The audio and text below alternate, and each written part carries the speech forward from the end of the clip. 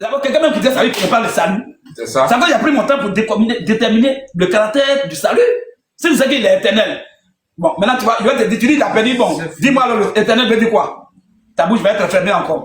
Alors, on continue maintenant. Jean chapitre 10, Oui. verset 27 à 28. Vas-y frère. Mes brebis entendent ma voix. Mes brebis entendent ma voix. Je les connais. Je les connais. Et elles me suivent. Et elles me suivent. Je leur donne Mes brebis là, je leur donne la vie éternelle. la vie passagère, La vie éternelle. la vie éphémère, La vie éternelle. non, la vie précaire. La vie éternelle. Débat est clos. Ouais. Je leur donne la vie. Éternelle. Maintenant, il va maintenant battre. Ça, c'est le chaos. Maintenant, maintenant, il dit quoi? Je leur donne la vie éternelle. Et elles ne périront jamais. Qu'est-ce qu'on appelle elles ne périront jamais? Elles, ça veut dire qu'elles ne vont pas mourir sur la terre. Ça veut dire que les enfants de Dieu ne meurent pas sur la terre. Les apôtres sont où? Ils sont morts. Mais il dit elles ne mourront jamais. Elles ne périront jamais. Ça veut dire elles n'iront jamais en enfer. Clair. Parce que la mort de l'âme, c'est l'enfer. C'est ça. Or, la Bible dit que la seconde mort n'a point d'autorité sur les fils de Dieu. Qu'est-ce que la seconde mort? C'est sûr. C'est la mort de l'âme. C'est l'enfer, on appelle la seconde mort. Clair. Donc, un fils de Dieu ne peut jamais aller en enfer selon la vérité qui est Jésus. C'est ça. Il dit, elles ne périront jamais. Pourquoi? Parce qu'elles ont la vie. Mais quelqu'un qui a la vie éternelle, il va passer où pendant l'enfer? Qu'est-ce qu'il va faire pendant l'enfer? Maintenant, on va décortiquer après. Il y a des gens, être parmi les chrétiens, cela ne veut pas dire que tu es chrétien. Tu peux être avec nous. Tout à l'heure, il va donner les... On va arriver là-bas. Vas-y, frère. Jean 17, 12. Jean 17, verset 12. Oui. Lorsque j'étais avec eux dans le monde, Jean 6, verset 47 à 48. Et un homme me prépare, Jean 11, verset 25. Jean 6, verset 51. On y va. Jean 17, verset 12. Oui. Lorsque j'étais avec eux dans le monde, Donc, on a pris Jean 6, 47 à 48. On a pris Jean 6, verset 50. On a pris Jean 6, verset 51. Et on a pris Jean 11, verset 25. Donc, celui qui a pris Jean 6, c'est lui qui va lire verset 47 à 48, verset 50, verset 51. Donc, un autre plan maintenant, Jean 11, verset 25. Et un dernier, Jean 5, verset 24. Oui, frère, allez. Jean 17, verset 12. Oui. Lorsque j'étais avec eux dans le monde, Il dit, lorsque j'étais avec mes enfants dans le monde, je les gardais en ton nom. je les gardais en... Ton nom. Mais Jésus est venu, il a gardé les enfants dans le nom de l'Éternel. Non, non, L'Éternel, Jéhovah Jireh. Il y a Amen ici. Non, non, non. El Shaddai. Non, non, non. Il les a gardés au nom de Jésus-Christ. C'est en ce nom qu'il est venu. C'est ça le nom de Dieu. On a dit, je l'ai gardé en ton Non. Donc le nom d'un auteur dit que Jésus-Christ, c'est le nom de Dieu qui est là. C'est ça. Vas-y un peu. J'ai gardé ce que tu m'as donné. J'ai gardé ce que toi, Dieu, tu m'as donné. Et aucun d'eux Et aucun d'eux, ne s'est perdu. aucun d'eux ne peut aller en enfer. Sinon, Sauf le fils de perdition. le fils de perdition. Il y a les gens qui sont les fils de perdition. Eux, ils peuvent être avec les chrétiens, ils pensent qu'ils sont chrétiens. C'est eux qui vont dire, donc quand on est les chrétiens, on peut faire tout. C'est quoi ça? Ça, c'est les gens qui sont parmi nous, mais qui ne sont pas les chrétiens. Après, il peut y avoir ce genre de pensée. C'est les gens, les ramassés qui sont parmi nous, qu'on a. Donc, comme je suis chrétien, si je vais gaucher les gens, donc ça dit, comme on ne peut pas le salut, je vais aller faire ce que je fais. C'est quoi ça? Ça, c'est quelqu'un qui n'est pas chrétien. Parce qu'il n'a jamais dit, comme il est aussi enfant de son papa biologique, sous prétexte qu'il ne peut pas perdre la paternité, il va aller égorger ses frères. C'est quoi ça là? Il n'a jamais fait ça. Si tu me poses cette question, je vais te ramener la question. Pas égorger d'abord tous tes frères. Parce que quand tu vas les égorger, tu ne vas pas perdre ta paternité. Donc, comme tu ne vas pas perdre ta paternité, il faut aller les garder. Il faut aller garder tous tes frères, toutes tes soeurs. Parce que même si tu les gardes, tu es toujours enfant de ton papa. Donc, comme tu ne peux pas perdre ta paternité, comme tu as l'assurance de ta paternité là, va garder tous tes frères, même ta mère va la garder. Va garder ton père aussi. Bande de voyous spirituels. Comme un homme normal, quelqu'un ne peut avoir ce genre de pensée. Comme on n'appelle pas les amis, donc on peut faire ce qu'on veut. C'est ce qu'on a dit ici. Va faire ce que tu veux. Frère, vas-y. J'ai gardé ce que tu m'as donné. Oui. Et aucun d'eux ne s'est perdu. Et aucun d'eux ne s'est perdu. Sinon, le fils de perdition. Le fils de perdition. Afin que l'écriture fût accomplie. Afin que l'écriture fût accomplie. Ouais. Donc voilà un peu. Jésus me m'a dit que Christ ne peut pas perdre le salut. C'est lui-même qui a en train de parler. Il dit aucun d'eux ne sait. Sinon, le fils de perdition. L'enfant de Satan. C'est fini. Donc les enfants de Satan là, c'est eux parmi nous, ils vont avoir ce genre de pensée. Amen. Amen. On appelle ça les pensées contre nature. Deuxième verset. Au Jean chapitre 6, Oui. verset 47. Voilà. Oui. En vérité, Jésus dit, en vérité, je vous le dis, je vous le dis, celui qui croit en moi celui qui croit en moi, a la vie oui, éternelle. bon, à la vie éphémère. La vie éternelle. Il dit, si tu crois en lui là, tu as la vie éternelle. On n'a pas dit la vie passagère. La vie éternelle, ça n'a pas de fin. Il n'y a pas quelque chose qui peut changer ça. Il n'y a pas quelque chose qui peut annuler ça. C'est pour toujours. Continue, frère. Verset 51. Donc, tu as lu 47 à 48, non? 47 d'abord. 47 à 48 d'abord. Oui. Verset 48. Oui. Je suis le pain de vie. Voilà, Rossi est en train de donner, de nous bombarder les fleurs là. C'est important pour bombarder les fleurs. Bon mal. Voilà, c'est très important. Dieu va te bénir pour ça. Ça compte comme ça monte. Vas-y, frère. Verset 48. Je chauffe le cœur des enfants de Satan. Frère, vas-y. Je suis le pain de vie. Je suis le pain de vie. Continue. Verset 48. Oui. Je suis le pain de vie. Oui. Vos pères Vos pères ont mangé la manne dans le désert. ils ont mangé la manne dans le Et désert ils sont morts. et ils sont morts. C'est ici. C'est maintenant ici. Le pain qui descend Le pain qui descend du ciel. Oui. Afin que celui qui en mange afin que celui qui en mange ne meure point. ne meurt point. Verset 51. Est-ce que ça veut dire que si je crois en Jésus, je ne vais pas mourir, on ne va pas m'enterrer? Mais Jésus dit, afin que Jésus sur le pain de vie qui est descendu du ciel, afin que celui qui en mange ne meure point. Ça veut dire, le pain de vie dont il parle là, c'est sa parole. C'est sa doctrine. Tu as cru en sa doctrine, ton âme ne va jamais aller en enfer. C'est de cette mort que tu y parles. C'est-à-dire, il ne mourra jamais. Il ne va pas dire, mais on meurt, on nous enterre. Non? Est-ce que c'est de ça qu'il parle? Ça, c'est juste un petit passage. L'autre verset. Au verset 51. Oui. Je suis le pain vivant Je suis le pain vivant qui est descendu du ciel. qui est descendu du ciel. Si quelqu'un mange de ce pain, Si quelqu'un mange de ce pain, il vivra éternellement. on acclame ça.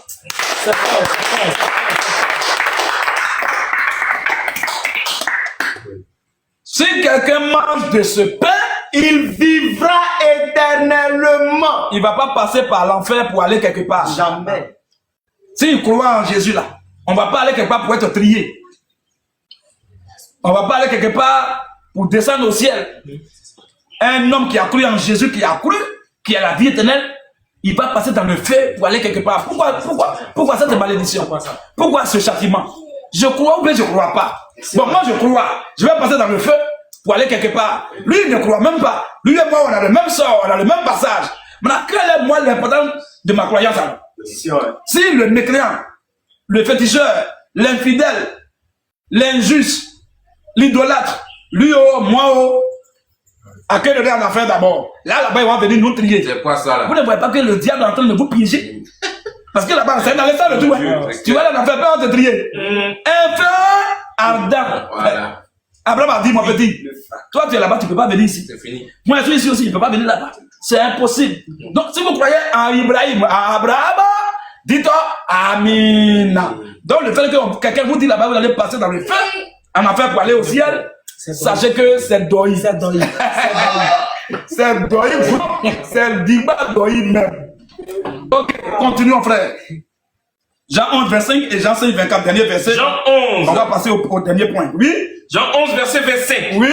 Jésus lui dit, je suis la résurrection je suis la résurrection et la vie. et je suis en même temps aussi la vie. Attends un peu. Qui est la vie?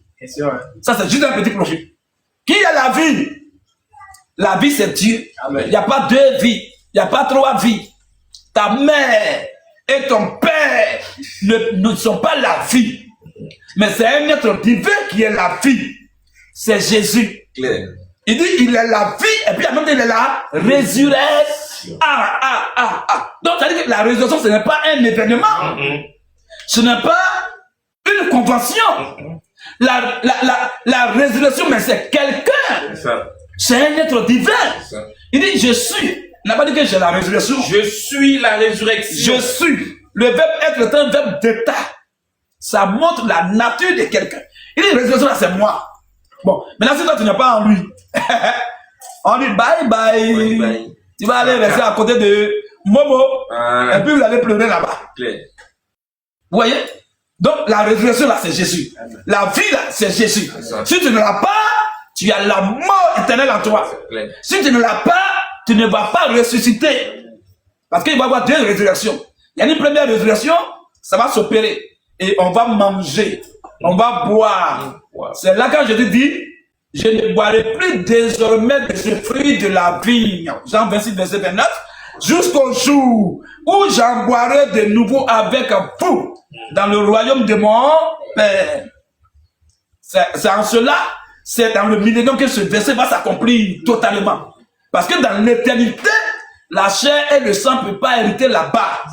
Il n'y a pas boisson dans l'éternité. Là-bas, il n'y a rien. Donc, c'est le règne de 1000 ans qu'on appelle le millénium. C'est dans ça qu'on va manger. On va boire. Jésus, il connaît. On a trop souffert. Un coup, il vient nous prendre. Puis on dit, on va dans l'éternité. Pourquoi? Pourquoi? Non, c'est pas clair. Jésus nous connaît trop. Ah, il connaît l'homme. Il sait qu'on a souffert sur la terre. On nous a persécutés. On nous a maltraités. Et puis un coup, hein, on a lu l'heure ici, sur la terre. Et puis un coup, lui, il vient. Mes enfants, venez allons dans l'éternité.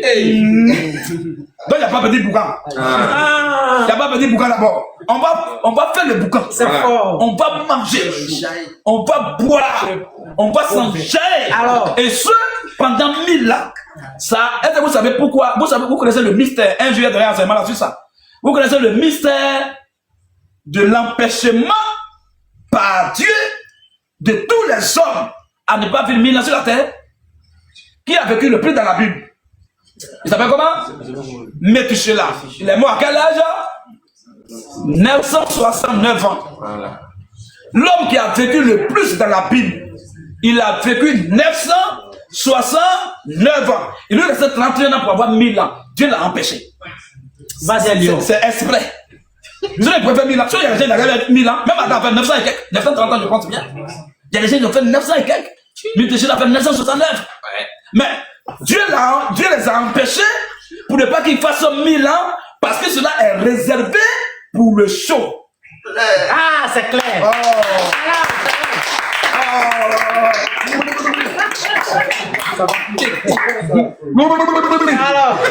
Donc, cela est réservé pour le show. C'est ça. Sinon, il y a des gens qui allaient faire 1000 ans. On appelle ça le millénium. Un règne de 1000 ans. Donc, Jésus a empêché expressément les gens à ne faire 1000 ans. Il dit, mes petits, ah, ça c'est pour le Coran. Vous voulez me dépenser quoi? Et il a abrégé. Il dit, vous allez approcher un peu, mais je vais juste faire un petit crochet. Là maintenant, quand je vais venir là, pendant 1000 ans, regardez ce qu'il va faire. On ne va pas lire. Dans Abraham chapitre 20, verset 2, la Bible dit, il descend un ange puissant, descend ici avec une grande chaîne dans sa main. Ça aussi c'est symbolique, on va donner ça plus tard.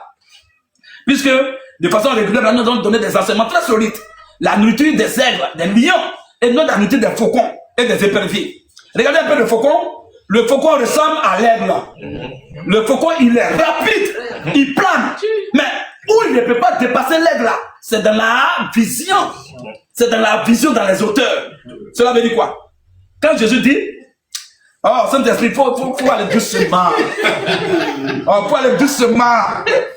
Parce que vraiment, non. Il faut aller doucement. L'esprit est soumis au prophète.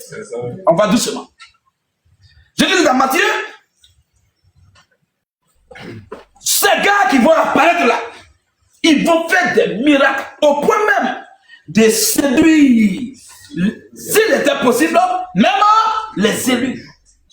Or, dans le texte, il n'y a pas de miracle de résurrection, ni de quelqu'un sombre à cou et puis bras pousse. Quelqu'un, moi, il sort. Il n'est pas question de ça. C'est de quel miracle alors? C'est vrai. C'est de quel miracle? Qu'est-ce qui peut séduire un enfant de Dieu?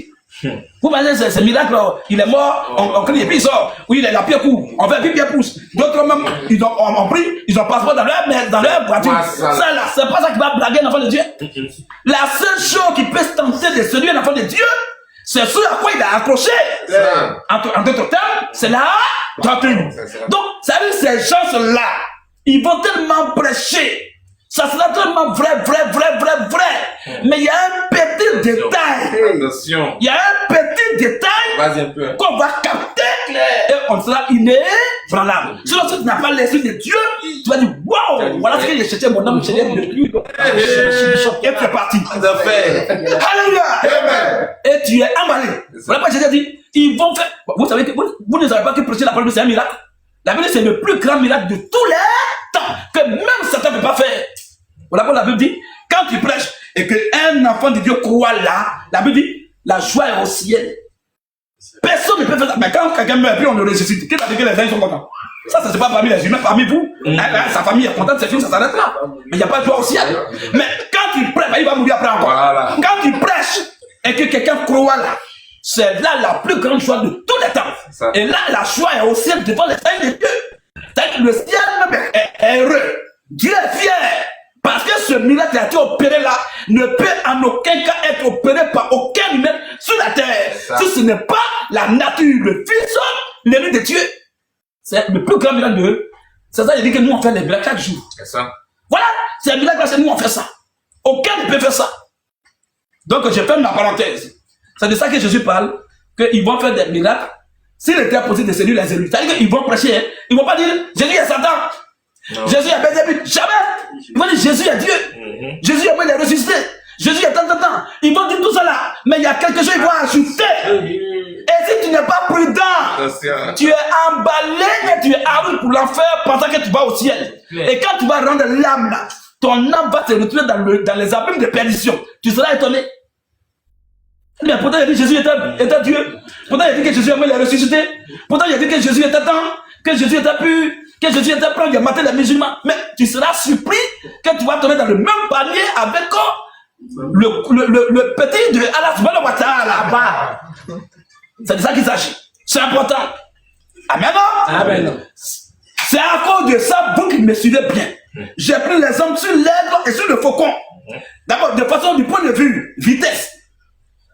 L'aigle a une vitesse incroyable. Le faucon est le plus rapide.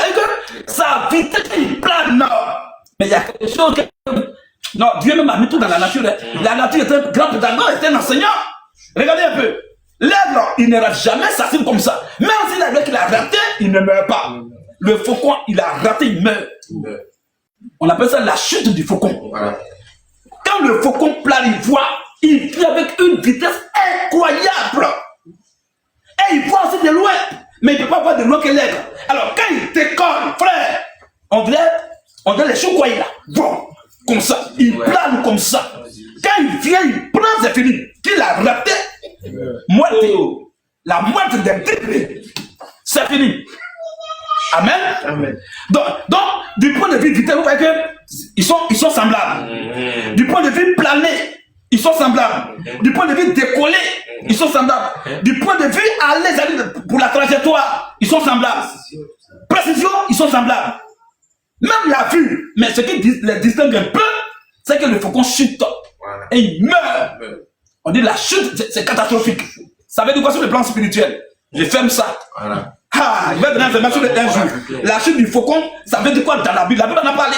Je vais te démontrer ça. Oh, le faucon est libre. Et les hommes des filles de Satan qui sont avec nous, il dit que le musulman va le faire. Il est là aussi. Il va dire que Jésus est Dieu. Oui, il est là aussi. Il va dire que Jésus est mort. Il est ressuscité. Oui, il avance avec nous. Mais il y a des points de doctrine là. Il ne peut pas, son esprit n'accepte pas ça. Et il peut t'emballer. Ils ont emballé plein comme ça qui ne sont pas les fils prédestinés de Dieu. Parce qu'ils sont dans la vérité, mais ils avancent. Hein? Mais il y a un petit détail qui fait la différence. Regarde, Jésus a dit, s'il était possible, ils vont même séduire les élus. Mais comme ce n'est pas possible, il ne peut pas séduire les élus. Les élus seront toujours éveillés. Ils ne vont pas être emballés. Même si tu l'as blagué, il sera éveillé toujours. C'est flou. Là, il y a quelque chose, hein? C'est là maintenant, ça va nous projeter dans un mystère de la Bible. Parlant de l'Urim et de Thummim. L'Urim et le Thummim. Frère, bénissez Dieu pour nous se former. C'est important.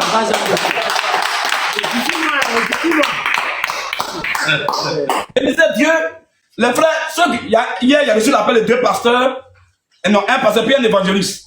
Un évangéliste m'a appelé de Bémili. Il dit, il est à Béouni, il est un évangéliste là-bas. Il m'a appelé, il a même enregistré ici.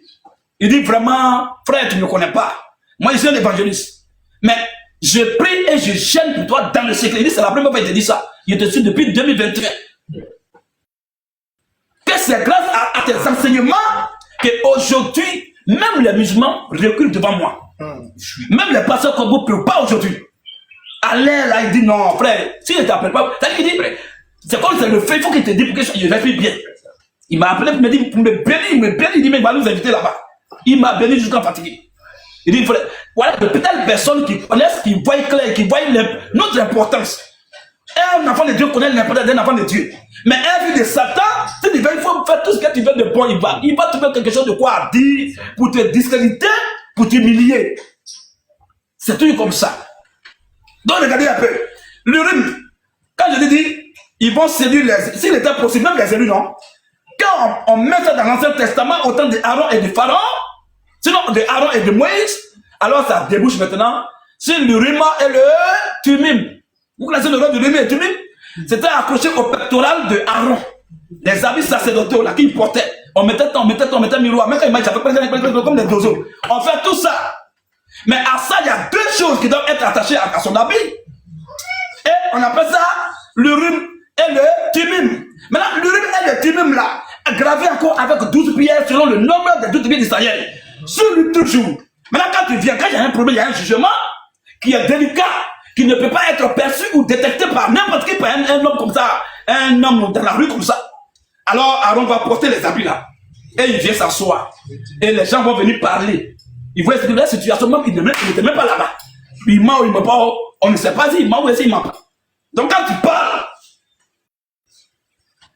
c'est l'Urim et le Tumim, celui-là, qui commence à scintiller. Pas, ça scintille.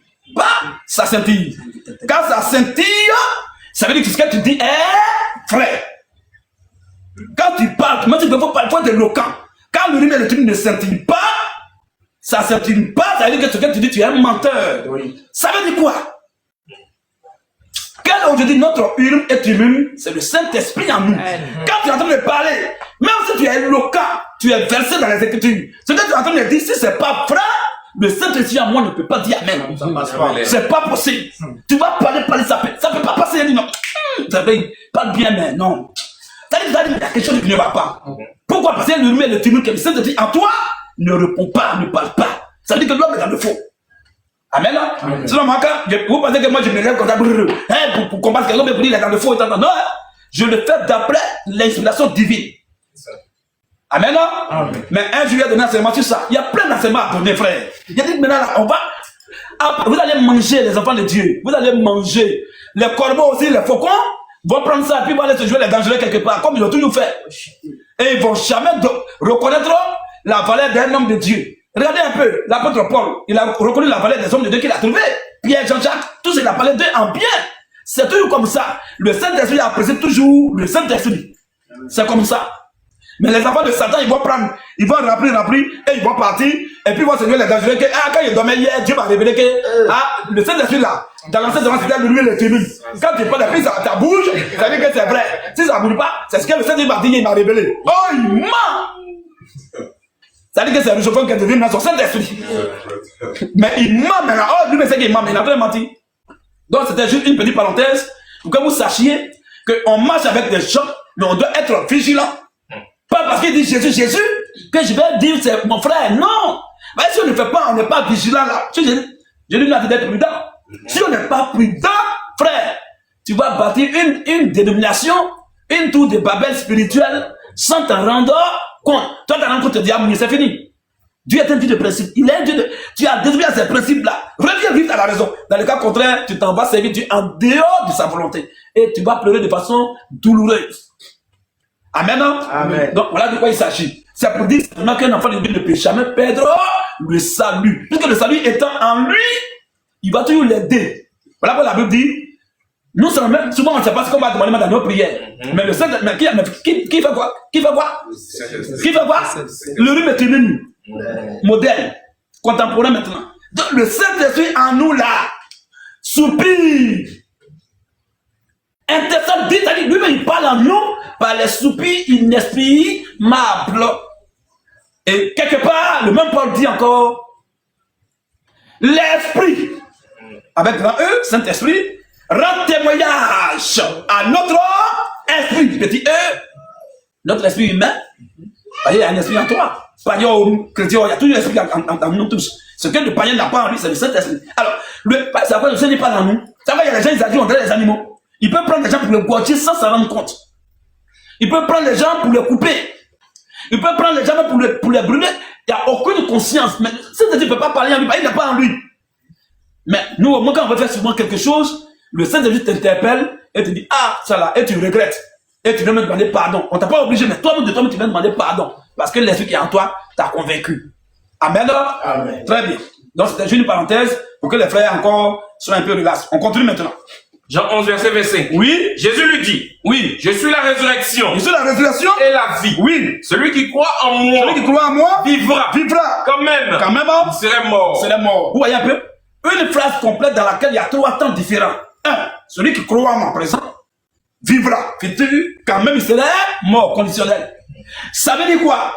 Celui qui croit en lui, même s'il meurt physiquement, naturellement, biologiquement, il va vivre. Mais qu'est-ce qu'il va vivre alors? Donc il y a une personnalité spirituelle, une entité qui est en nous, qui va vivre dans l'autre monde. Ce monde-là est perçu par le monde. Ce qu'on voit ici, me toucher, tout ça, là, c'est ça. On voit ça, on fait tout. C'est pas mauvais. Mais l'autre monde-là, ça ne peut pas vivre là-bas. Ça. Parce que ça ne sera pas compatible. Même si on le jette là-bas, lui, il va fuir. Il va exploser même. Il ne peut pas tenir là-bas. C'est comme ça que Dieu a fait les choses. Amen. On va calmer un peu. Alors, termine le dernier verset et on va conclure. Jean 5, Oui. verset 24. Oui. En vérité, Oui. je vous le dis. Je vous le dis. Celui qui écoute ma parole Celui qui écoute ma parole, et qui croit en celui qui m'a envoyé, il y a problème. Il y a problème. Ok. Les gens qui disent aussi Jésus d'avec Dieu là, qui disent que Jésus n'a pas, Dieu n'a pas. Regardez ce verset. Les gens, leur problème, c'est qu'ils ne comprennent pas français souvent, c'est ça qui les fatigue. Il dit, en vérité, je vous le dis, celui qui écoute ma parole et qui fait quoi? et qui croit Oui. en celui qui m'a envoyé. Frère, viens ici. Un autre frère aussi vient ici. Soit, voilà, viens ici, frère. Voilà. C'est le terrain international. Ton grand frère va te voir là-bas. Bon, regardez un peu les frères. Regardez un peu. Voici le frère Luc qui est là. Le frère Marc. Maintenant, on va voir. Pour que vous sachiez, vous allez voir la profondeur de ce verset. Il y a des gens qui prennent ça. Soit les vivants, ils prennent ça pour dire que Jésus n'a pas, Dieu n'a pas, que c'est Dieu qui a envoyé Jésus. Et puis Jésus est en train de prêcher. Il faut croire en Dieu, il ne faut pas croire en Jésus. Et regardez un peu. Jésus dit, celui qui écoute ma Parole. donc, lui, il vient, il parle. Hein? Lui, je ne l'ai jamais vu. Vous écoutez, non? Lui, il parle. Lui, il parle. Lui, il ne l'a jamais vu. Lui, là, son papa, c'est son... Et on fait comme ça pour les aider. Sinon, nous, on sait ce qu'il avait dit. Nous, on sait que c'est une seule personne qui est là. Donc, lui, il est là. Et puis, lui, il vient, il parle. Lui, là, je ne l'ai jamais vu. Et je ne l'entends même pas. Et c'est lui là que je vois et que j'entends. Bon, si lui, là, il parle, que je le vois, que je l'entends, je l'écoute, c'est en lui que je vais croire, non? Bon, comment j'entends celui-là? Je l'écoute, j'entends sa voix, je le vois, j'entends. Et puis maintenant, je crois en celui que je n'ai jamais entendu, que je n'ai jamais vu, que je... C'est logique. C'est pas logique. Alors, si lui, il dit, celui qui écoute ma parole, bon, comment je peux écouter la parole de lui là, et puis croire en une autre personne? Ça veut dire que celui que j'écoute là, c'est le même en fait, puisqu'il y a une mission que les gens doivent accomplir. Mais cette mission-là, aucun ne peut accomplir ça. Qui peut appeler le rachat? Quel est le mec qui peut faire ça? Rédemption, c'est Dieu qui fait ça. Alors, donc, tu envoies tes serviteurs d'abord pour préparer le chemin. Tu fais, ils font dire, envoyer mes serviteurs, ils ont préparé le chemin, ils ont fait beaucoup, ils ont prophétisé, ils ont prêché, d'autres sont morts, d'autres étaient tués, ils sont partis. Maintenant, arrivé sur la rédemption, tu sais que aucun ne peut faire ça. Si tu n'es pas toi-même. Amen. Amen. Maintenant, tu dis, bon, ils n'ont qu'à partir. Mais quand ils s'en vont pour la rédemption, là, personne ne peut faire ça. Il faut toi-même. Et puis tu dis, ok, comme personne ne peut faire pour la rédemption, que c'est moi-même, parce que c'est une mission impossible pour les humains, même pour les anges. Il faut seulement toi, dans la nature, c'est toi seul.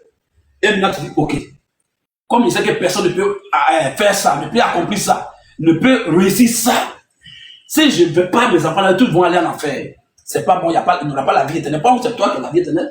et tu décides maintenant de venir toi-même. Qu'est-ce qu'on appelle ça?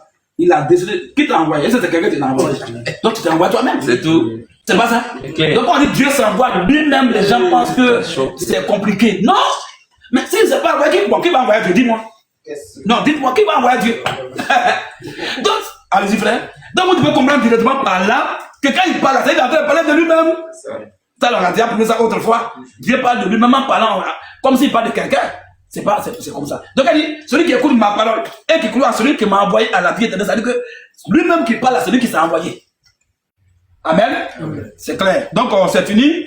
Le 4e point est fini. On va aller maintenant sur le dernier point qui est le 5e point. Et là, on va libérer la question, on va libérer ceux qui veulent contester. Alors, le 5e point, c'est maintenant décisif. Pour ceux qui disent, comme je suis sauvé, je suis chrétien, on ne perd pas le salut, donc je peux vivre comme je veux. C'est maintenant, je vais arriver sur leur dossier, sur leur cas. Écoutez-moi très bien. Que fait Dieu? Que Dieu a fait quoi à l'égard de ses enfants qui se comportent mal? À l'égard de ses enfants qui font ce que lui ne veut pas, ou bien qui veut leur acte, ou bien ce que leurs œuvres là, ça peut mettre la honte, la boue sur le royaume de Dieu. Dieu il fait quoi? Je donne un exemple de la terre, ce qu'on appelle la typologie. Si moi je suis entraîneur, que je fais mon équipe, je mets les gens là, et puis ils jouent. Et puis l'autre ne joue pas bien. Eux tous ils savent ça, mais les enfants ils savent ça, ce qu'on fait. Quand ils ne jouent pas bien, on fait quoi? Hein? On les remplace, non? Donc on enlève sur le terrain, non? On enlève sur la scène, non? Il s'efface, non? Mais il est toujours joueur, non? Mais quand on enlève, il fait partie de l'effectif des joueurs, non? C'est pas parce qu'il est remplacé qu'il n'est plus joueur. Même si même s'il a joué une on le remplace, on équipe là. Même s'il est fâché à lui, il est toujours joueur. Mais on ne le voit plus maintenant sur le terrain. Sur le plan, vous avez dit quoi? Cela a été vécu par Ananias et Dieu les a remplacés. Les a enlevés sur la scène. Les a enlevés dans l'équipe nationale. Si je peux m'expliquer ainsi. Qui était là? Parce que ce qu'ils étaient en train de faire là, ça mettait la boue sur toute l'équipe. Parce que l'équipe vient de sortir. L'équipe vient d'être dans Acte 2. On est dans Acte 5.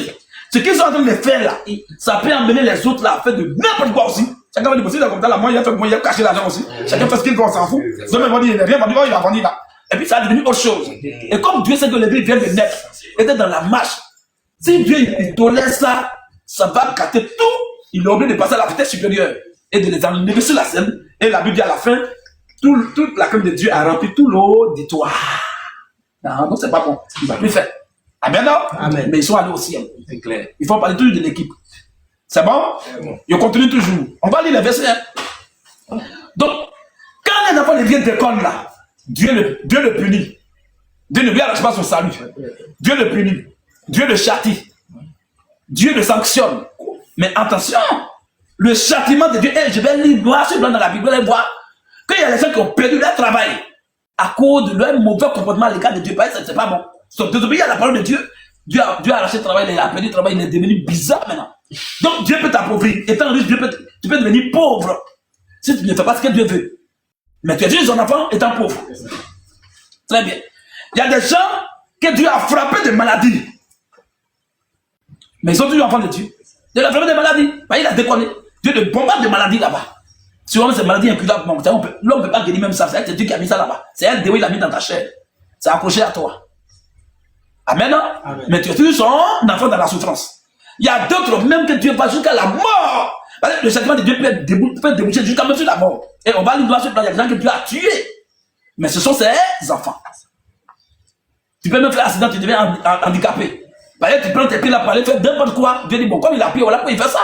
Donc Dieu, un accident, il envoie un démon, il dit, bon, lui là, il veut que ses deux pieds deviennent pattes ce soir.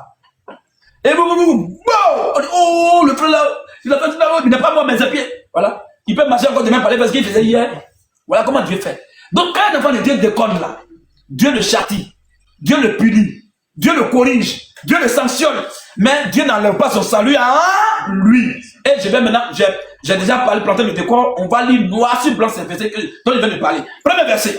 Psaume 89. Très bien. À partir du verset 31. Verset 30 d'abord à 37. Et un homme me prépare, Hébreu 12, verset 5 à 13.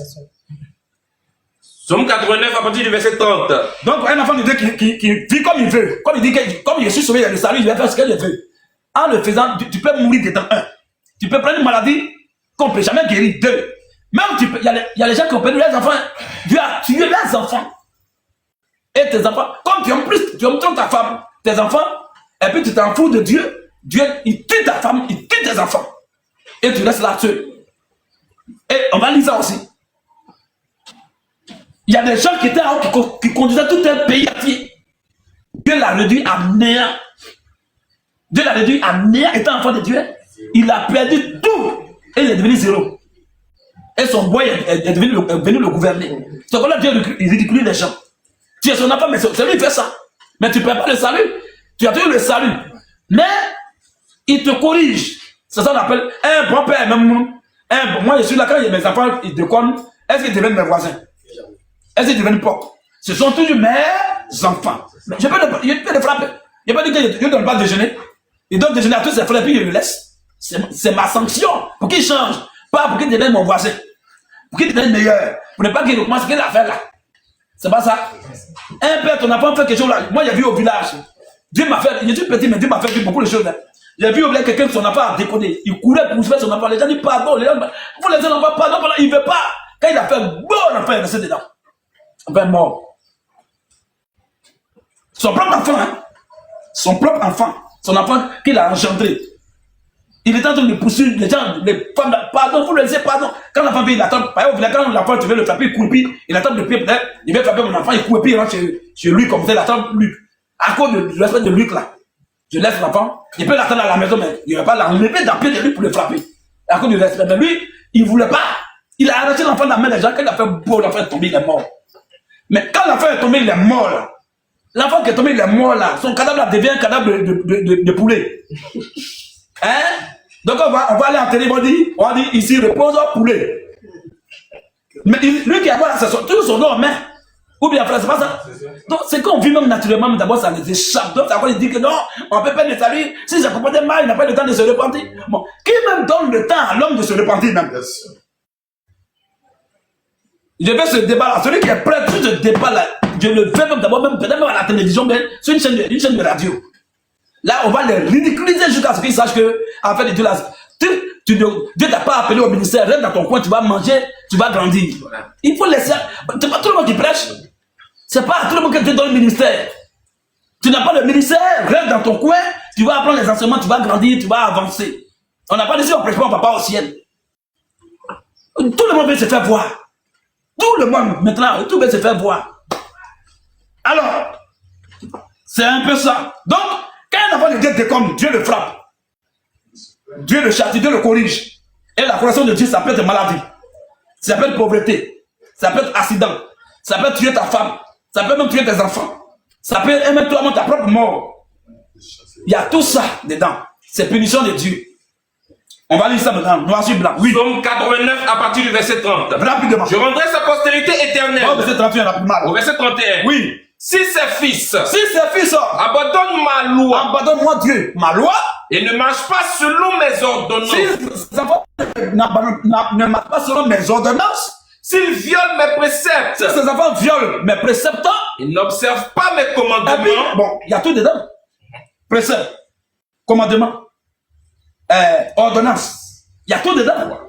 Ils ne marchent pas selon mes commandements, selon mes préceptes, selon mes lois. S'ils font tout ça qu'ils ne font pas ce que je fais là, oui, je punirai de la verge. Non, je vais leur arracher le salut. Je punirai de la verge. Non, je vais leur envoyer en enfer. Je punirai de la verge. Non, je vais les égorger. Je punirai de la verge. Non, ils seront maintenant mes cousins. Je punirai de la verge. Non, l'un des brebis vont devenir boucra. Je punirai de la verge. C'est une punition. Un enfant de Dieu qui déconne, Dieu le punit. Dieu le châtie. Il dit, je punis. Verge, c'est quoi? C'est un morceau de bois. Quand ton enfant déconne, tu prends bois, puis tu le frappes, non? On dit, il faut frapper l'enfant pour le corriger. Pardon, on ne va pas le tuer. C'est pas ça? Donc, Dieu prend bois. Il dit, il prend verge. Quand Moïse battant les yeux, il dit, non, qu'est-ce est dans ta main? Moïse avait une verge dans sa main. C'était un bâton. C'est ça que Dieu appelle verge. Je vais punir de la verge, je vais trembler sur la que je vais les frapper. Or, quand Dieu te frappe là, il peut te frapper, il peut mettre maladie dans ton corps. Il peut faire que tu vas avoir accident. Il peut faire que tu vas perdre ton travail. Il peut faire même que tu vas perdre ta femme. Ou bien il peut même que tu vas mourir. C'est ça la verge de Dieu. C'est ça la correction de Dieu, les frères. C'est diversifié. Pour certains, quand ils font Dieu les tue avec un coup. Comme Ananas et Saphira. Pour d'autres, quand ils font Dieu fait qu'ils perdent leur travail. Pour lui, quand il fait, où tout le monde rentre et puis les gens réussissent là, lui, il tape pour toujours échec. Oh, il est intelligent. Il va, on dit non, en tout cas, il est primordial. Mais quand ça vient, tape poteau.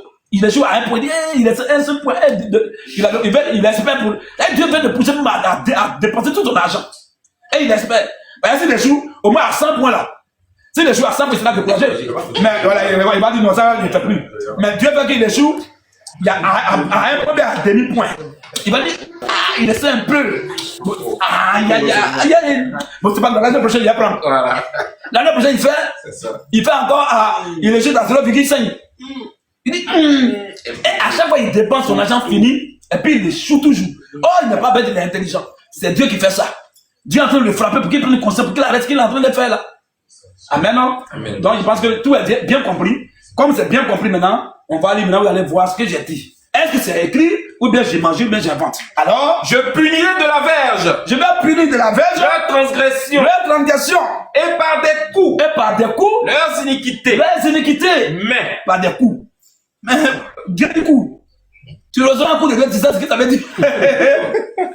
Ça peut être la mort, c'est un coup. Ça peut être la pauvreté, c'est un coup. Ça peut être une maladie incurable, c'est un coup. Ça peut être l'accident, tu vas devenir handicapé, c'est un coup. Tout ça là, c'est le coup de Dieu, coup de poing. Vas-y un peu frère. Mais, voilà. Je vais le châtier, je vais le punir, je vais le frapper. Mais, je ne lui retirerai point. Je ne lui retirerai point ma bonté. Rappelez-vous que dans Luc 18, verset 18, qu'on va pas lire, il y a un gars qui est venu, un docteur de la loi qui est venu à Jésus. Et il a dit, bon maître. Hein? Il dit, bon maître. Que faut-il qu'il fasse pour être sauvé? Je dis, pourquoi tu m'appelles-tu bon, mon petit? Tu sais que dans la loi, il n'y a pas l'homme qui est bon. Donc si tu m'appelles bon, tu reconnais que c'est moi le Coran. Ben, c'est le Coran celui qui est bon. Oh! Paul dit, ce qui est bon, je le sais, n'habite pas en moi, c'est-à-dire dans ma chair. Qu'est-ce qui est bon dans l'homme? C'est le Saint-Esprit. C'est la vie éternelle. Alors ici, il dit, s'ils ont déconné, je vais les frapper. Je vais les châtier. Je vais les sanctionner. Je vais faire tout ça là. Mais, je ne lui retirerai point ma bonté. Je ne vais pas enlever le Saint-Esprit qui est en lui. Je ne vais pas enlever le salut qui est en lui, qui n'est rien d'autre que le Saint-Esprit. Je ne vais pas enlever ça en lui. Seulement, je vais le châtier, je vais le frapper. Vas-y. Et je ne trahirai pas ma fidélité. Je ne vais pas trahir ma fidélité. Je ne violerai point mon alliance. Je ne vais pas violer mon alliance. Et je ne changerai pas. Et je ne vais pas changer ce qui est sorti de mes lèvres. Ce qui est sorti de mes lèvres. Dieu n'est pas un menteur. Dieu dit qu'il te donne la vie éternelle. Il ne va pas changer ça de même du jour au lendemain. C'est l'homme qui est mauvais, qui est ingrat. C'est l'homme qui est méchant. Tu marches à lui, bien, tu achètes le téléphone pour lui donner. Tout est propre. Demain, tu apprends qu'il fait ta femme. Tu vas dire, avant de commencer à parler, avant de commencer à parler, donne mon téléphone d'abord. Chaussures, enlève les chaussures. Vite. Enlève. Verse la main, c'est pour moi. Verse la main. Vite. Ça, c'est l'homme. Lui, il est limité dans le temps et dans l'espace. Il sait pas ce que tu vas lui faire. Quand il te donne quelque chose,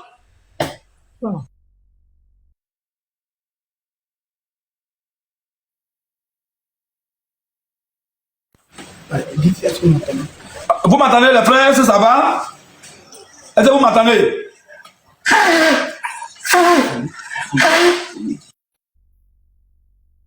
Oui, prédicateur, c'est parfait, on t'écoute, c'est parfait.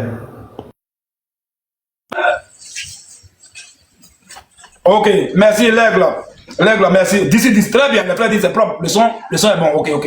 Le son est bon. Il va frapper encore fort. Comme le son est bon, je vais chicoter encore. Voilà. Alors, donc c'est comme ça, frère. Donc quand tu déconnes comme ça, Dieu te frappe. Mais c'est l'homme là qui ne sait pas ce que tu vas faire demain. Parce que l'homme est limité dans le temps et dans l'espace. Donc lui te fait du bien, espérant que tu ne vas pas lui faire du mal. Donc demain quand tu fais le mal, il est découragé. Et tout ce qu'il t'a donné, il va t'arracher. Voilà. Mais Dieu lui sait ce que tu vas faire. Ce que tu vas faire avant ta naissance. Ta naissance, ton parcours, jusqu'à ta mort. Dieu il est au courant. Mais malgré tout ça, il t'a donné la vie éternelle cadeau. C'est à cause de ça qu'on appelle ça la grâce. Une grâce, c'est une chose qui est imméritée. Quand tu mérites, ce n'est plus une grâce, ça devient un dû. Soit un salaire, soit une récompense.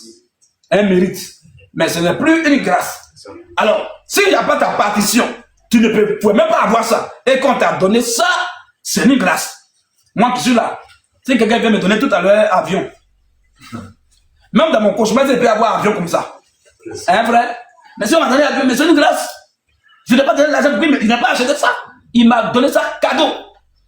C'est comme ça que Dieu fait. Et comme Dieu sait ce qu'on va faire et que malgré tout ça, il a donné le salut, qu'est-ce qu'on va faire un jour pour que Dieu soit surpris ou qu'il soit fâché pour dire bon, donne-moi, bon, j'ai pas mon salut.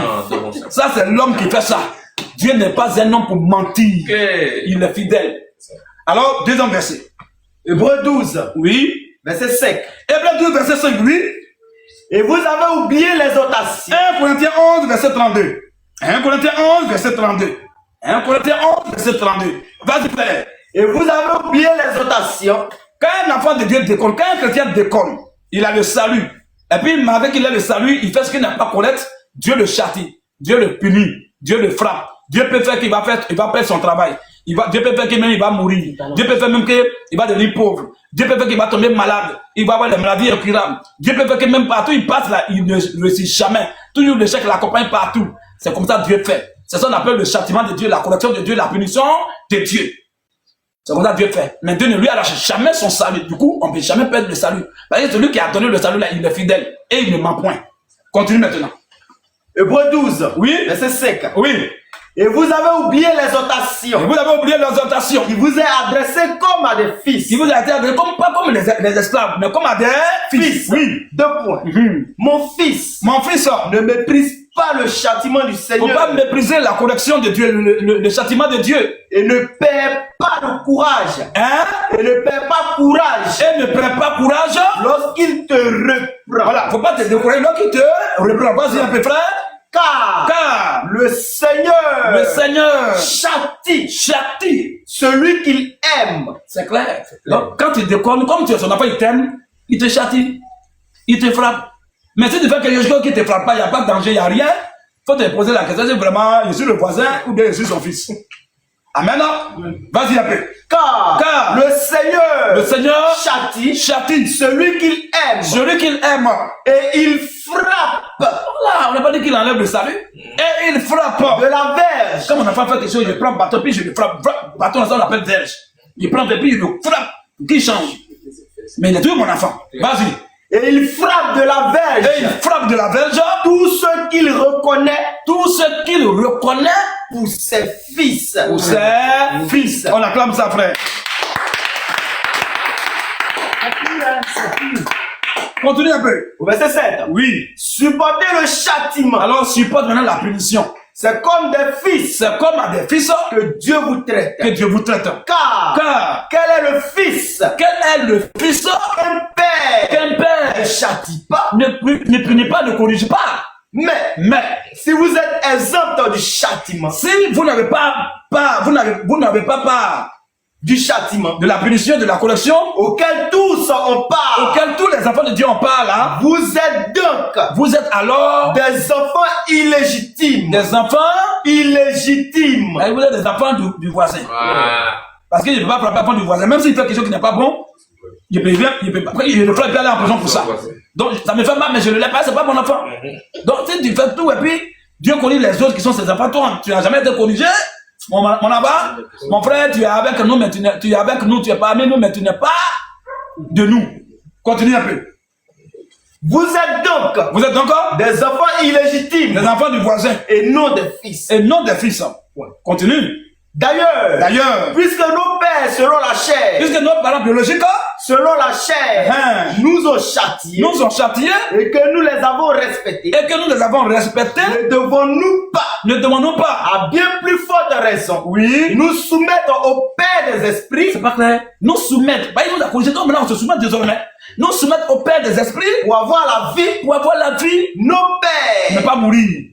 Pas la fait de vie éternelle, pour ne pas mourir. On est déjà enfant déjà. Un enfant, on a déjà la vie, voilà pourquoi on est enfant.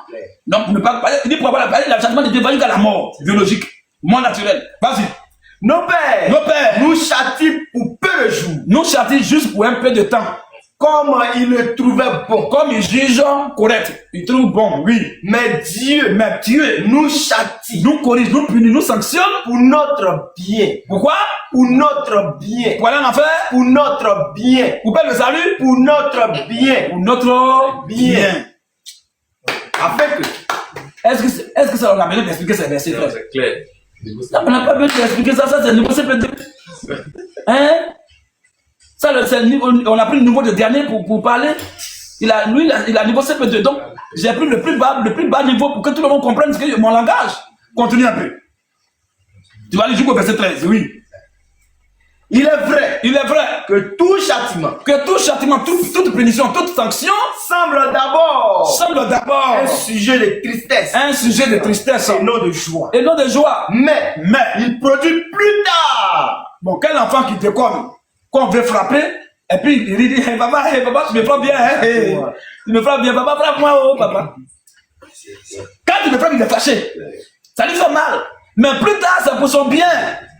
Là, demain, tu n'es pas là qu'il est allé dans une autre famille. Ton bon nom, lui-même, il sera très fier. C'est-à-dire qu'il va voir l'importance de la connexion de son père. Même si on ne parle plus de ce monde, il va dire son bon nom. Ah, mon père, vraiment, ce qu'il fait, je ne comprenais pas. Maintenant, c'est propre. Donc, c'est ce que Dieu parle ici. Quand tu fais que puis Dieu te fait quelque chose là, ça te fait mal. Tu es même triste. Mais plus tard, tu vas voir que c'est pour ton bien. Notre Dieu est un véritable père collectif. Un véritable père éducatif. Il est un bon père, mes frères. Amen. Amen. Termine maintenant. Il est vrai que tout châtiment, toute sanction semble d'abord un sujet de tristesse. Attention, c'est français. Là, Daniel ne peut pas comprendre ça. C'est vrai que c'est niveau CP1, il a pris. Sinon, CP2. Mais là, ça devient maintenant niveau peut-être 6e comme ça. Oh, lui, il n'a pas y aller en 6e. Regardez un peu ici. Il dit, vas-y, il est vrai que tout châtiment semble d'abord oui, un sujet de tristesse. On n'a pas dit tout châtiment est un sujet de tristesse. Mais on dit semble. Et que lui, qu'on est en train de corriger le sujet en question, pense que c'est pour son mal.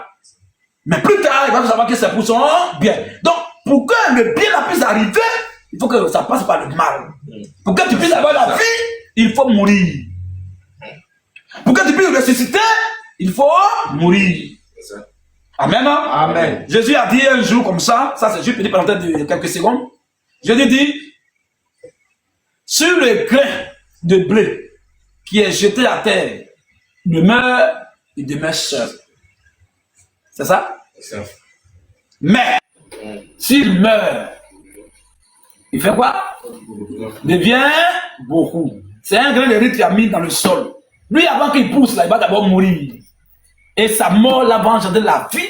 Et ça, non seulement ça va sortir nouveau, joli, et puis beaucoup. Jésus parlait là de sa mort et de sa résurrection. Tant aussi longtemps qu'il n'est pas mort, là, il est toujours sauvé. Lui, il est Dieu. Mais nous, on n'est pas sauvé.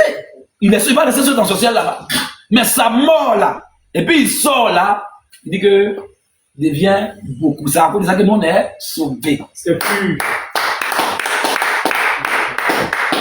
Alors, t'es dit, frère, il est vrai que tout châtiment semble d'abord un sujet de tristesse. Et comme un sujet de tristesse, oui. Et non de joie. Et non même de joie. Mais il produit plus tard. Pour ceux qui ont été ainsi exercés. Pour ceux qui ont été corrigés comme ça. Un fruit paisible. De justice. Amen. Que le Seigneur vous bénisse. Shalom. 1 Corinthiens 11. Je vais bloquer là.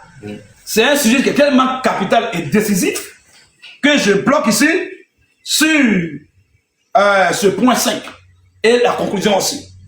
Là, prochainement, on va faire la suite. Je vais bloquer la partie. Tout a été déjà dit pratiquement, mais il y a d'autres choses qui restent qui sont encore fondamentales, très intéressantes, très percutantes que je vais dire. Mais ça sera, on va faire dans la suite. Pour ne pas que ça soit trop long, je vais bloquer là et on va laisser la latitude à qui veut poser question ou qui veut contredire. Voilà. Ou qui veut donner verset ou quelqu'un un jour a perdu le salut ou bien quelqu'un semble perdre le salut. Je pense que je vais bloquer là et on va passer aux questions-réponses Et s'il y a les contradicteurs qui veulent contester, je suis aussi là. J'attends tout le monde.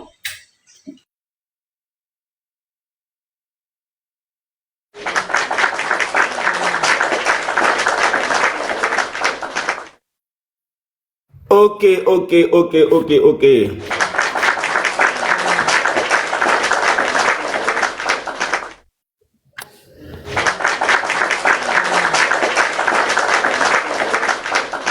Encore une fois.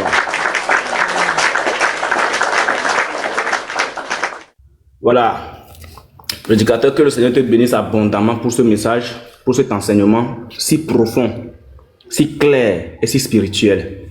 Que le Seigneur te bénisse abondamment. Parce que il est vrai qu'aujourd'hui, plusieurs personnes pensent que le salut que le Seigneur Jésus-Christ nous donne est un salut que nous retrouvons dans le Coran. Le salut que Jésus-Christ donne n'est pas le même salut que celui du Coran. N'est pas le même salut que celui d'Allah Subhanahu wa Ta'ala, Azawajal alias Ubal. Non. Le salut que Jésus-Christ nous donne est un salut éternel. Et le prédicateur a été clair, limpide. Je bénis le nom du Seigneur Jésus-Christ. Je pense que tout le monde a compris ce que c'est que le châtiment de Dieu. Ce qui veut dire qu'en tant que chrétien, tu ne peux pas te dire que parce que j'ai un salut éternel, je peux vivre comme je veux. Ça, cette partie, le prédicateur a été clair dessus. Le prédicateur a été clair. Tu ne peux pas avoir le salut et dire que toi, tu peux vivre tel que tu veux. Cela voudrait dire que tu n'as pas la crainte de Dieu. Et celui qui n'a pas la crainte de Dieu n'a pas l'esprit de Dieu. Si tu n'as pas la crainte de Dieu, c'est que tu n'as pas l'esprit de Dieu. Maintenant, s'il y a des gens qui pensent que eux, c'est à partir de la loi, les œuvres de la loi qu'ils sont sauvés, le panel est ouvert. S'il y a certaines personnes qui pensent que c'est à partir de la loi, qu'ils sont sauvés, que le sacrifice, la résurrection de Jésus-Christ n'a rien à voir avec son salut et que lui doit respecter les commandements de la loi pour être sauvé, le panel est ouvert. Si vous ne voulez pas le faire sur le panel, signalez-vous. Nous disons que nous là, notre salut n'est pas égal au salut des Kiang. On doit parler fort pour vous.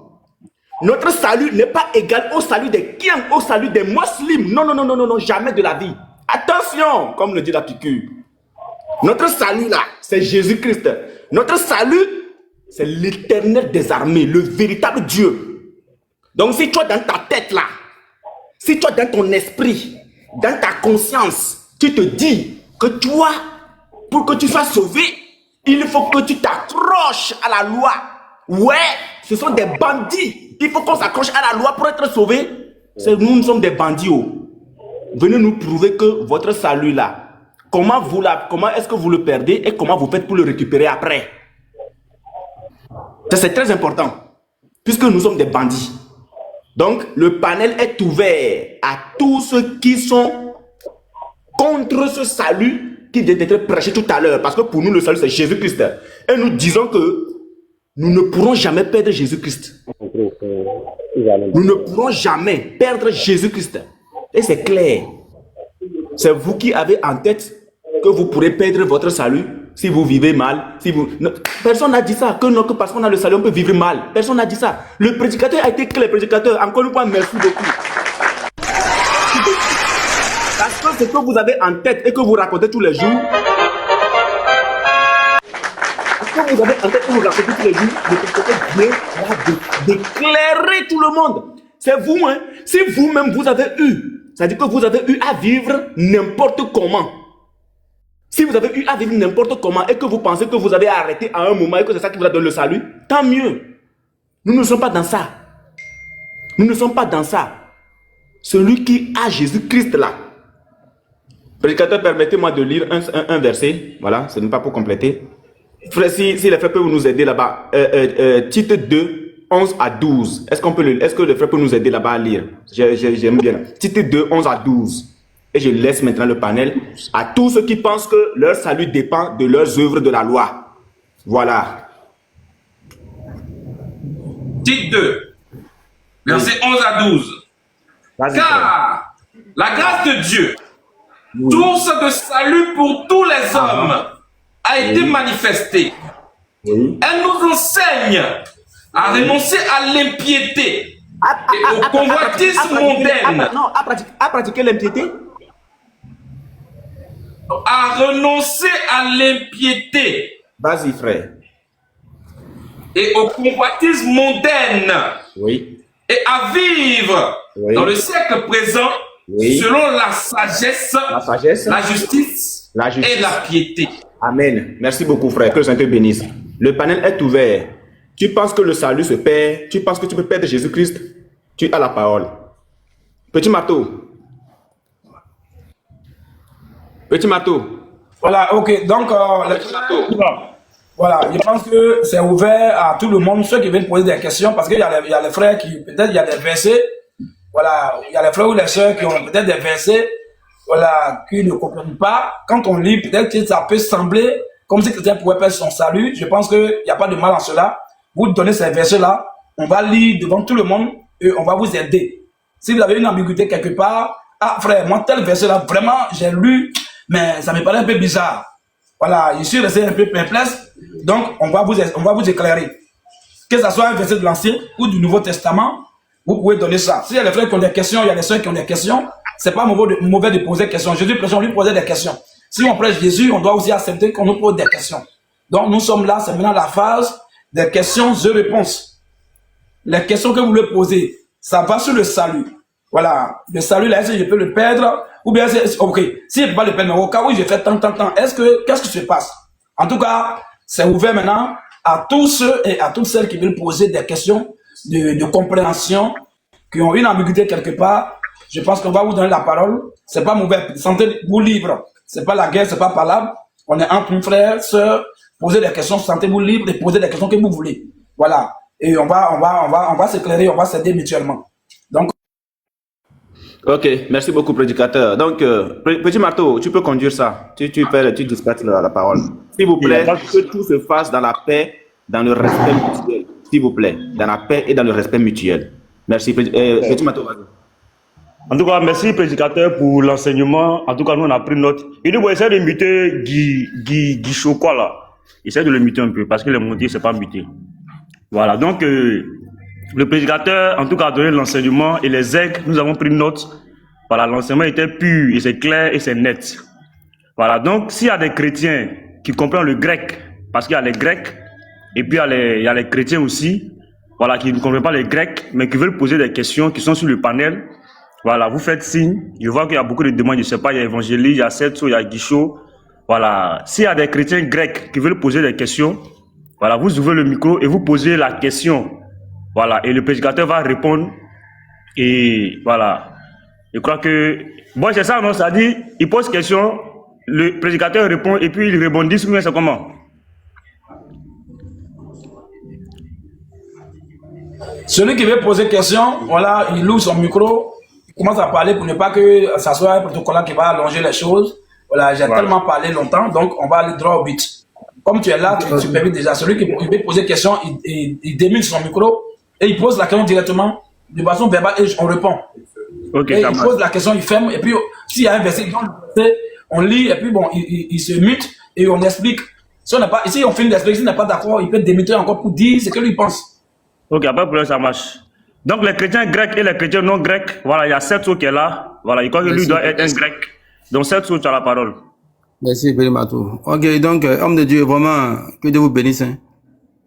On vous suit depuis Plateau, Jardin Public. Voilà. Donc, merci pour tout ce que vous faites. Merci aussi à la VA, à l'équipe, à Petit Matou et tout le groupe. Aujourd'hui, on est en face d'un problème. Plateau, Jardin Public, c'est que tu es signé il y a longtemps. Ça, c'est dans les années 2025, 2026. J'étais pas là, non, j'étais pas là au début. J'étais venu un peu à la fin, en fait, à la fin. Ah, ok. Donc, okay. Non, quand tu dis plateau, déjà, c'est pas aujourd'hui. D'accord, vas-y, frère, vas-y, pose ta question, mets-toi à l'aise. Voilà, aujourd'hui, pourquoi il y a agitations sur cette thématique. J'ai croisé un jour, dans mes débuts de conversion, un chrétien ou bien un individu qui était déjà chrétien, qui venait d'évangéliser, il venait de faire évangélisation pleine air. Quand il m'a approché, il m'a salué, j'ai vu qu'il sentait beaucoup l'alcool. Il venait de faire une évangélisation pleine air. Je lui ai dit, mais tu es chrétien, qu'est-ce qui se passe? Et il me dit, lui, les chrétiens, il vit comme il veut, il boit, même s'il meurt, même dans... Vous aussi, certainement, vous avez entendu ce type de prédication-là. S'il meurt même chez une prostituée, voilà. Lui, il va au paradis. Donc, ce sont ces prédications comme cela qui font que, bon, on se pose des questions. Donc, ma première question que je vous pose déjà, un chrétien, première question, c'est par rapport à la repentance. Un chrétien qui, dans sa vie chrétienne, il pêche par exemple, quelle est la procédure? Ça, c'est ma première question. C'est en fonction de ça maintenant que je vais poser mes autres questions. Quelle est la procédure pour que ces péchés soient pardonnés et effacés de manière pratique? Première question. Excuse-moi, frère, tu m'as débuté? Ouais, vas-y, repose ta question, pardon. Il y a quelque chose que j'avais reçu là, il y a un message à toi là. Voilà, tu peux prendre ce que tu as écrit. Il est en train de m'écrire, il est en train de lire. Oui, vas-y, excuse-moi, reprends ta question, tu dis? Aujourd'hui, en 2025, par exemple, les chrétiens sont là, par exemple. Un chrétien, la Bible dit de ne pas pécher, il arrive qu'il pêche, par exemple. Il commet adultère, fornication, tout ça là. La procédure de repentance, c'est quoi? Pour que ces péchés soient pardonnés, de manière pratique. C'est ma première question. Et puis, en fonction de la réponse maintenant, les autres questions vont suivre. Si vous pouvez expliquer ça un peu, s'il vous plaît. D'accord. Alors, d'abord, je vais répondre. Ça, c'est une remarque que tu avais faite, mais comme on est sur un panel où il y a plus de 300 personnes, même virgule, je ne vais pas laisser passer. Voilà. Donc, celui que tu dis, il vient de l'évangéliser, ça, c'est pas ta question. C'est une remarque que tu as faite. Voilà. Et il a dit que comme lui, il est sauvé, alors il peut faire ce qu'il veut. Voilà pourquoi il peut boire, ça censure le puis il va évangéliser, tout ça là. Je vais répondre d'abord à ça. Voilà. Avant maintenant de répondre à faire des procédures, tout ça là. Alors, on va lire Lévitique 10, verset 9. Voilà. Lévitique 10, oui. verset 8 à 9. Oui. L'Éternel parla à Aaron et dit, oui. Tu ne boiras ni vin. Écoute bien, hein. L'Éternel parla à Aaron et dit, tu ne boiras ni vin. Tu ne boiras ni vin. Ni boisson énivrante. Ni boisson énivrante. Toi. Et tes fils avec toi. Toi, le souverain sacrificateur, et tes fils qui sont aussi sacrificateurs avec toi. Lorsque vous entrerez dans la tente d'assignation. Lorsque vous entrerez dans la tente d'assignation. Voilà. De peur que vous ne mouriez. Très bien. Est-ce que Dieu a dit, toi et puis tes fils, vous n'allez pas boire alcool? Dieu n'a pas dit ça. Dieu dit, vous n'allez pas boire alcool ni boisson enivrante lorsque vous allez entrer dans la tente d'assignation. C'est leur service, c'est le sacerdoce. Tu vois, c'est la sacrificature. Donc, quand vous devez monter à la chair pour prêcher, vous pouvez vous abstenir. Quand tu finis de prêcher, moi qui suis là, je vais prêcher, je suis lucide. Je finis de prêcher, je vais boire après, hein, mes frères, on va s'asseoir après, on se réjouit. On va la prêcher ici, les frères étaient fiers, ils nous ont donné 20